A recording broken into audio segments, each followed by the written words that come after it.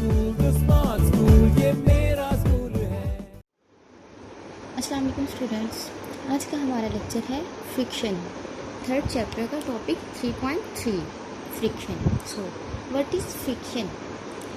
Friction mainly एक ऐसी force होती है जिसमें वो मोशन को अपोज करती है। एक ऐसी पहले हम लोगों ने फोर्स पढ़ी थी कि जो किसी बॉडी को मूव करवाने के लिए यूज़ होती है, लेकिन अब हम लोग जो पढ़ रहे हैं फ्रिक्शन में वो ऐसी फोर्स है जो किसी मूविंग बॉडी को स्टॉप करने के लिए या उसकी मोशन को स्टॉप करने के लिए यूज़ होती है। ऐसी फोर्स को हम लोग कहते हैं friction.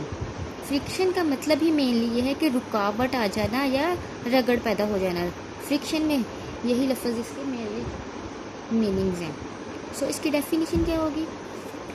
The force that opposes the motion of moving objects is called friction. Force, ऐसी फोर्स जो किसी मूविंग ऑब्जेक्ट की मोशन को स्टॉप करने के लिए या अपोज करने के लिए यूज़ हो, ऐसी फोर्स को हम कहते हैं फोर्स ऑफ फ्रिक्शन। ठीक है, अब फोर्स ऑफ फ्रिक्शन को हमारी डेली लाइफ में यूजेस कहाँ होते हैं? इसके यूजेस ये होते हैं कि हम लोग अगर मूव कर रहे हैं ना किसी भी सरफेस पे, तो फ्रिक्शन की वजह से कर रहे हैं। कोई भी ऐसी सरफेस नहीं है जिसमें कुछ फ्रिक्शन ना हो, कुछ रुकावट ना हो। अगर ऐसी फोर्स, ऐसी सरफेस कोई हो तो हम तो वॉक ही ना कर सकें। अगर हम एक सरफेस पे वॉक कर रहे हैं, क्यों वॉक कर रहे हैं? हमारे पाँव की या हमारे शूज़ की ग्रिप होती है उस सरफेस के साथ, जिसकी वजह से हम अपने कदम उठाते हैं और नेक्स्ट मूव करते हैं। जब हम एक पाँव रखते हैं ज़मीन के ऊपर तो उसके अंदर कुछ अटैचमेंट हो जाती है ज़मीन के साथ। अगर फ्रिक्शन ना हो तो क्या करे? हमारा पाँव स्लिप कर जाए। अक्सर ऐसी स्लिपी सरफेसेस होती हैं जिसके ऊपर या तो पानी गिरा हो किसी ऐसे मार्बल सरफेस के ऊपर, या फिर ऐसी मार्बल ही कुछ ऐसे होते हैं जिनके ऊपर फ्रिक्शन बहुत लेस होती है और उनके ऊपर फिसलने की ज़्यादा चांसेस होते हैं। तो वो क्यों होते हैं? क्योंकि ऐसी सरफेसेस में फ्रिक्शन कम होती है, रगड़ कम होती है, रुकावट कम होती है, जिसकी वजह से हम वहाँ स्टेबल नहीं हो पाते, चल नहीं सकते। ठीक है, तो हम लोग जो चलते हैं डेली लाइफ में, कोई भी गाड़ियाँ मूव कर रही हैं, हम खुद चल रहे हैं, जो भी निज़ाम चल रहा है, मूविंग ऑब्जेक्ट्स हैं, वो सारे किसकी वजह से? फ्रिक्शन की वजह से अपने आप को स्टेबल रख रहे हैं। तो ये फ्रिक्शन डिपेंड कौन से फैक्टर्स पे करती है? मेनली फ्रिक्शन 2 फैक्टर्स पर डिपेंड करती है। पहला क्या होगा? Nature of surface. कोई सरफेस जिसके ऊपर हम मूव कर रहे हैं तो उसकी नेचर किस तरह से है, किस किस्म की है, वो स्मूथ है, उसमें कुछ बम्प्स वगैरह हैं, या किस तरह की है। ठीक है, वो नेचर पे डिपेंड करेगी फ्रिक्शन।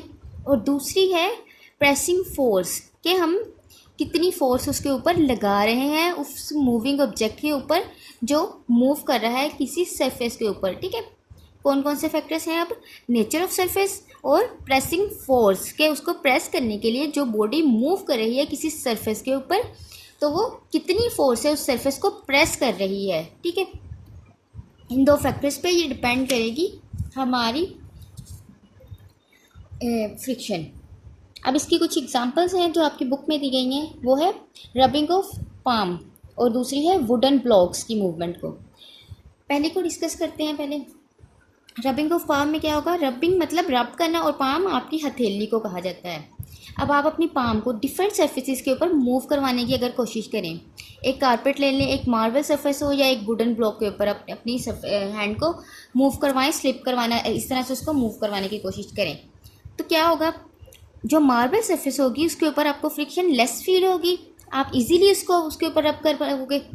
और जो कारपेट के ऊपर मूव करवाओगे तो कारपेट के ऊपर आपको थोड़ी सी ज़्यादा फोर्स लगानी पड़ेगी उसको अपने हैंड को रब करवाने के लिए। ये एक्सपेरिमेंट आप घर में भी करके देख सकते हैं।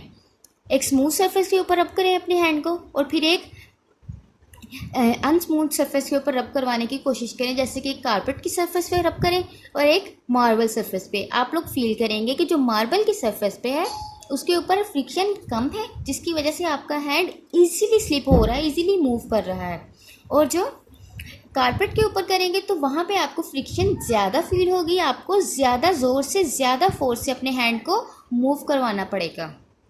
ठीक है, ये तो होगी इसकी रबिंग ऑफ पाम की एग्जाम्पल। अब दूसरी एग्जाम्पल कौन सी है इसकी? दूसरी एग्जाम्पल है वुडन ब्लॉक्स। अब 2 वुडन ब्लॉक्स ले लें, ये इसकी एग्जांपल आप लोग अपनी बुक से डिस्कस कर सकते हैं, ये देख सकते हैं। 2 ब्लॉक्स हैं, एक ब्लॉक के ऊपर हमने दूसरे ब्लॉक को रखा है। जब हम इनको मूव करवाने की कोशिश करते हैं तो क्या होता है, एक रगड़ पैदा होती है।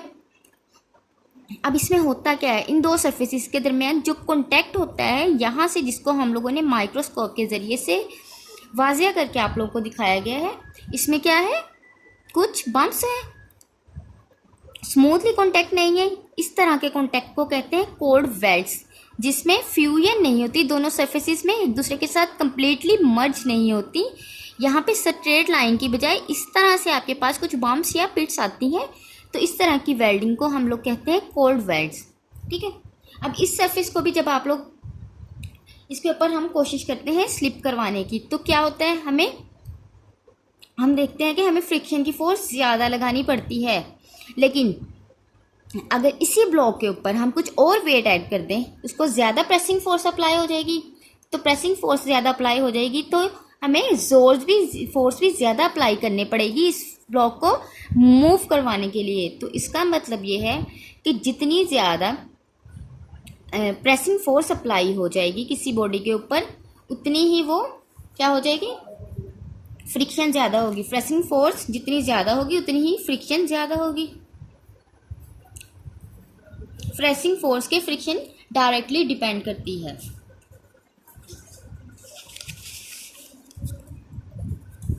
अब अगली चीज़ है लिमिटिंग फ्रिक्शन। ठीक है, यहाँ तक तो आप लोगों को समझ आ गई है ना। पाम वाला रबिंग ऑफ पाम एग्जांपल हमने डिस्कस की है, जो आप लोग खुद भी एक्सपेरिमेंट करके देख सकते हैं उसको। और वुडन ब्लॉक्स में हम लोगों ने देखा है कि जितनी ज़्यादा हम लोग प्रेसिंग फोर्स अप्लाई कर रहे हैं उतनी ही ज़्यादा हमें फ्रिक्शन लगानी पड़ रही है। और जितनी ज़्यादा 2 सरफेसेस अनस्मूथ है उनमें स्मूथनेस नहीं होगी, उतनी ही फ्रिक्शन ज़्यादा होगी। अगर स्मूथ सरफेसेस होंगी तो उनमें फ्रिक्शन कम होगी। ठीक है, अब नेक्स्ट थिंग है लिमिटिंग फ्रिक्शन। लिमिटिंग का मतलब क्या होता है, किसी चीज़ को लिमिट कर देना, उसके बाद वो ना तो बढ़ सके ना कम हो सके। इसी तरह करते हैं ना, हम लिमिट लगा देते हैं कि इस लिमिट तक जा सकती है, इससे कोई चीज़ बढ़ नहीं सकती। तो लिमिटिंग फ्रिक्शन मतलब लिमिटेड फ्रिक्शन, ऐसी फ्रिक्शन जिससे ज़्यादा फ्रिक्शन की वैल्यू इंक्रीज ना कर सके, मैक्सिमम फ्रिक्शन हो जाए, उसके बाद फ्रिक्शन मज़ीद इंक्रीज ना कर सके। सो ऐसी force, the maximum force of friction is known as limiting friction. क्या होगी, जब फ्रिक्शन की वैल्यू मैक्सिमम हो जाएगी किसी बॉडी के ऊपर, तो उस पॉइंट पे हम कहेंगे कि इसकी फ्रिक्शन लिमिटिंग फ्रिक्शन हो गई है। ठीक है, उससे ज़्यादा हम फोर्स अप्लाई नहीं कर सकेंगे फ्रिक्शन की। तो इसको रिप्रेजेंट करते हैं एफ से, ये इसका सिंबल है। सो अब इसके बाद हमारे पास आता है कोएफिशिएंट ऑफ फ्रिक्शन। फ्रिक्शन का कोएफिशिएंट क्या होता है इसकी भी डेफिनेशन, इसको डिफाइन करते हैं। The ratio between limiting force of friction Fs and normal reaction R is constant. This constant is known as coefficient of friction. Coefficient of friction क्या है, जो रेशो होगी फ्रिक्शनल फोर्स की और प्रेसिंग फोर्स की, वो कांस्टेंट होगी, और जो कांस्टेंट वैल्यू होगी उसको हम कहते हैं कोएफिशिएंट ऑफ फ्रिक्शन। Fs और R की रेशो हमेशा कांस्टेंट होगी, और इस कांस्टेंट को हम कहते हैं constant of coefficient of friction, जिसको हम म्यू से रिप्रेजेंट करते हैं। इस साइन को हम म्यू बोलते हैं। ठीक है, अब हमने कहा रेशो ऑफ Fs और R is equal to constant which is coefficient of friction. ठीक है, F is equal mu is equal to Fs over R। अब अगर हमने यहाँ से ये फ्रिक्शनल लिमिटिंग फ्रिक्शन की फोर्स फाइंड करनी हो, तो हम इसको इसी साइड पे रहने देंगे, इसको हम दूसरी साइड पे ले जाते हैं। So Fs is equal to mu R। अब जब हम कहते हैं कि जिस बॉडी को या ब्लॉक को हम मूव करवा रहे हैं उसका मैस है m, और उसके ऊपर कुछ ग्रेविटेशनल फोर्स अप्लाई हो रही है, तो वो होगी g, जिसको हमने कहा r के इक्वल, r जो होगी वो मैस एंड ग्रेविटेशनल एक्सेलरेशन की प्रोडक्ट के इक्वल होगा।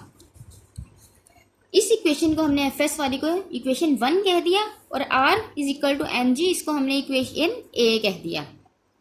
अब हमने करना क्या है, हमने आर की वैल्यू इक्वेशन ए को इक्वेशन 1 में पुट करना है।